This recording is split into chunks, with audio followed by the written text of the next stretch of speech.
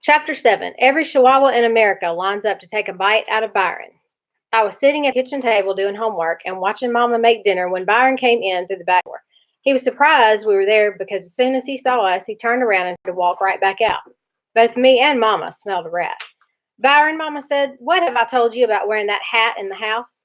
Oh, yeah, I was just going right back. He pushed the screen door open again. Wait a minute. Byron was trapped in the doorway with his right foot in and his left foot out. Come here. Mama put down the knife she'd been peeling potatoes with and wiped her hands on her dish towel. Byron's inside foot joined his outside one and trying to get away. I'll be back in a minute. They're waiting for me down at... Byron Watson, you take off that hat and get over here right this minute. It was here instead of here. Uh-oh. Byron started walking toward Mama in slow motion, sliding his feet on the linoleum. He pulled off his hat and stood there looking down, like his shoes were all of a sudden real interesting. Byron's head was covered with a blue and white handkerchief. Mama sucked in a ton of air.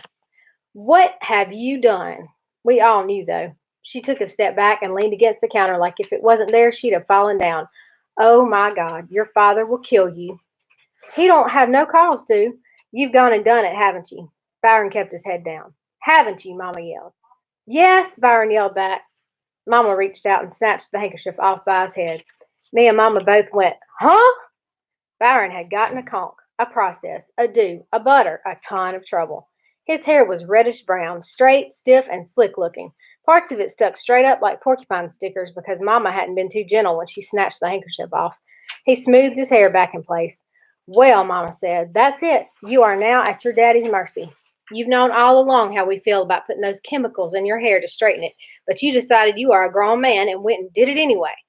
Mama was real hot, but she surprised me. She just shook her head and went back to peeling potatoes. Byron stood there looking at his feet, and I kept pretending I was doing homework. Finally, Mama slammed the knife down and turned around to look at By again. Byron stood perfectly still while Mama walked around him a couple of times, taking a better look at his hair. This looked like Indians circling wagons again, but this time it was Byron who had to be the white people. Finally, Mama stopped and said, but before your father gets to you, let me ask you something. What do you think? What do you think now that you've gone and done it? Does it make you look any better? Is this straight? Mama flicked some more Byron's hair back up porcupine style. Is this more attractive than your own hair? Did those chemicals give you better looking hair than me and your daddy and God gave you? It was strange. A little laugh was starting to get into Mama's voice. Huh? What do you think? Well, bozo, she said, flicking a piece of By's hair out over his left ear and then another piece out over his right one. Maybe you were planning on joining the circus because you sure do look like an honest-to-God clown now. Mama was right. With big clumps of his hair sticking out to the side over his ears like that, he really did look like Bozo. I broke out laughing, but Byron shot me a real dirty look, and I stopped and looked back down at my math book. I hated it when things like that happened, and my head automatically went down by itself. Why on earth would you do this, Byron? I wanted Mexican-style hair. I don't see nothing wrong with it. When he saw Mama just looking sad and me looking like I wanted to crack up again, Byron got kind of mad. It's cool.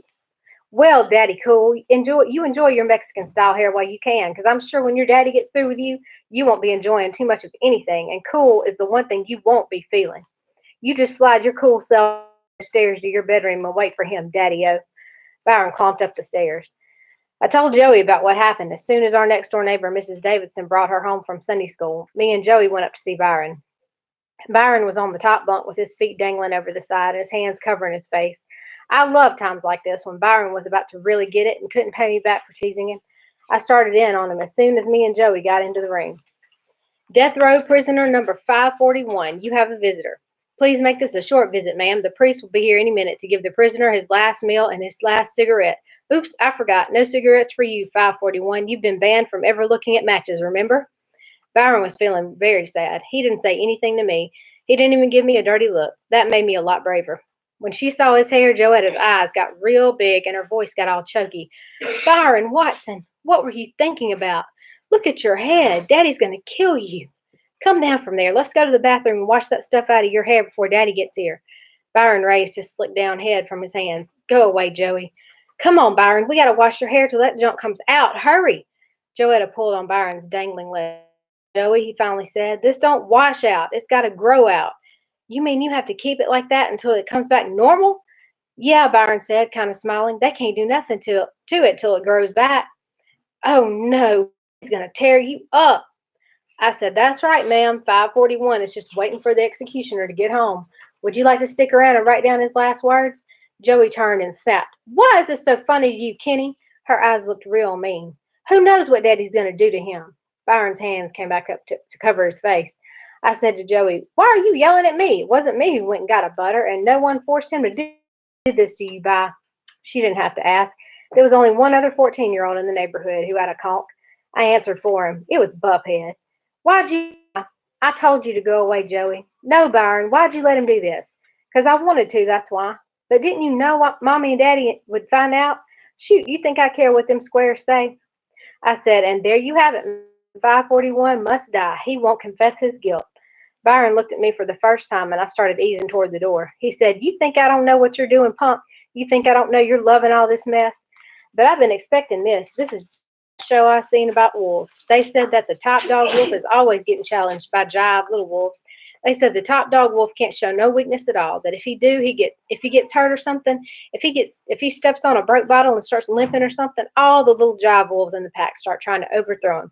That's what's happening right now. You think I'm hurt, and you and every other punk chihuahua in America is climbing out of the woodwork to try and get a bite out of me. Let me tell you something. When—" We all heard the squeal of a car's brakes outside. Joey and I ran over to the bedroom window that looked out to the street. The brown car had just parked in front of the house. Joey started blubbering. Byron's legs dangled faster and faster. Dad got out of the brown bomber. I pretended I was holding a bugle and started playing that "Day is Done" song that they play at funerals. "Byron, why won't you behave? Why won't you think about what's going to happen to you when you do something wrong? Why do you always do stuff to get people mad at you?" Joey asked. "Why don't you make a break for it, 541?" I asked. We listened to the noises of Dad's work, the clump clump of his boots coming off and being dropped in the closet by the front door, the whoosh his chair made when he sat in it, Dad saying, "Whew, sure is good to be home," the second whoosh of the chair when Mama sat in his lap, the sound of kisses and laughs when the words we waited for from Dad. "So what's new on the home front, Mrs. Watson?" "Oh, not much. There's a surprise that one of your little darlings has for you, though." "Good or bad?" Well, I guess that depends on your point of view today." "Your first one." "Oh, Lord, what'd he do? How serious this time? Can't be too bad. You seem pretty calm." "Well, let's just say I'm numb." "Bad?" "It depends. If you were happy with your son the way he was, this might be pretty bad. However, if you've always wanted a child from south of the border, you might be happy with the new young Mr. Watson." "Okay, what's up?" "Let me put it. Remember the line Big Daddy used to give every girl at Central High School?" Can't say I do. It goes like this. I can show you better than I can tell you. Ring any bells?" "Oh, yeah, that does seem kind of familiar." "Well, time as any. Show me." "All right, you asked for it. Byron, dear, could you please come down here for a minute?" Mama didn't even raise her voice. She knew we'd be listening to everything they were saying. Byron took a deep breath, then jumped off the top bunk and down the stairs. I followed right behind him, pretending I was a reporter. I shoved an imaginary microphone in his face. "Any famous last words, 541? Anything to say to all the little chihuahuas before they start coming out of the woodwork? Do you think the go before they pull the switch? Are you going to come clean and tell what led you down the road to crime?" But I figured he didn't have anything to lose, so when we got about halfway down the steps, he popped me square in the ear, hard. Getting hit when you're not expecting it can really shake you up. My legs started wobbling like my knees were made out of jello. My eyes started leaking water and my nose started running. I tried to go tell on by, but all I could do was sit on the next to the last step and hold my ear as tears jumped out of my eyes. My throat wouldn't quit jerking up and down weird noises. Joey sat on the step next to me with tears jumping out of her eyes, too. When Byron walked in the living room, Mama said, "Mr. Watson, I'd like to introduce you to your long-lost son from Mexico City, Senor Byroncito Watson." Joey made me quit sobbing, so there were no sounds from the living room. We looked at each other. Finally, the chair whooshed as Mama got off of Dad's lap, then whooshed again as Dad stood up. At the time, Dad said, Then, "Well, son, what can I say? It's pretty much permanent, isn't it?" Dad's voice was real calm, and that was scarier than if he'd been yelling. "Yes, Dad. Yes, Dad. So there's really nothing I can do, is there?" "I don't think so, Dad." "You don't think so, Dad? Well, judging by the condition of your hair, I wouldn't say thinking is one of your strong suits, is it?" Byron mumbled something. Really felt like he didn't have anything to lose, because Mama and Dad just didn't tolerate mumbling. Dad's voice shifted. "Excuse me?" I said, "No, Dad. No, Dad." Joey started booing. Whenever Dad repeated everything you said like this, some real big trouble was about to follow. Maybe there is something that can be done about this after all." Suddenly, Dad and Byron were in the doorway leading upstairs. Dad looked surprised at Joey sitting there. He smiled at us. Hi, Kenneth. Hi, Pumpkin. Why are you two crying? I could just point at my ear, but Joey said, Oh, Daddy, please, what are you going to do? Don't worry, Joe. Everything's okay. You just wait down here. Dad and Byron disappeared into the bathroom and the door locked behind them. Dad hadn't told me to wait downstairs, so I ran up and stood at the bathroom door, peeking through the keyhole. Someone had stuffed some toilet paper in the hole, though, so I had to drop to the floor and peek under the door to see what was going on. From the way Dad and By's feet were standing, I could tell that By was sitting on the was standing at the sink. Dad was rumbling around in the medicine cabinet. I could hear By sniff a couple of times. Then Dad started whistling that stupid song, Straighten Up and Fly Right. Dad's feet took the 2 steps from the sink to the toilet. Byron said, Oh, I heard a choo-chicka sound, and the floor around their feet started being covered with stiff, reddish-brown Mexican-style hair. Dad kept whistling and cutting. Choo-chicka. Oh, man. Hold your head still. I'd hate to take one of these ears off by Dad went on whistling. Choo-chicka. Oh, man. Kenneth, what are you doing? Mama called me from downstairs. I ran from the door and got halfway down the steps before I said, Nothing, Mama. Come on down here and do nothing. Yes, Mama, what's your father doing? He's whistling Straighten Up and Fly Right and cutting all of Byron's hair off. Mama laughed. Joey sat next to her, still looking worried. The three of us sat on the couch for about half an hour before we heard By scream as loud as he could. Dad hollered down to us, Just a little aftershave. We heard the bathroom door open. Dad came down the steps first. Mrs. Watson, he said, I'd like to introduce you to your long-lost son from Siam, His Royal Highness, Yule Watson. Byron stepped in the living room with a real mean scowl on his face. Not only had Dad cut all of Byron's hair off, he'd also shaved his head. By's head was so shiny it looked like it was wet. And Mrs. Watson, Dad said, You can't possibly deny this is your child. You can tell this boy has got a ton of Sans blood in him. Look at those ears. Poor Byron. If he'd have known how far his ears stuck out to the side, I bet he never would have gotten that butter. Mama put her hand over her mouth and said, Lord, don't blame that on my side of the family. Someone switched this child at the hospital. Joey laughed because she was relieved Byron hadn't been executed. Mama and Dad laughed at Byron's ears, but none of them laughed as hard as me. Go get the broom and dustpan and sweep that garbage in the bathroom up. Then go stay in your room.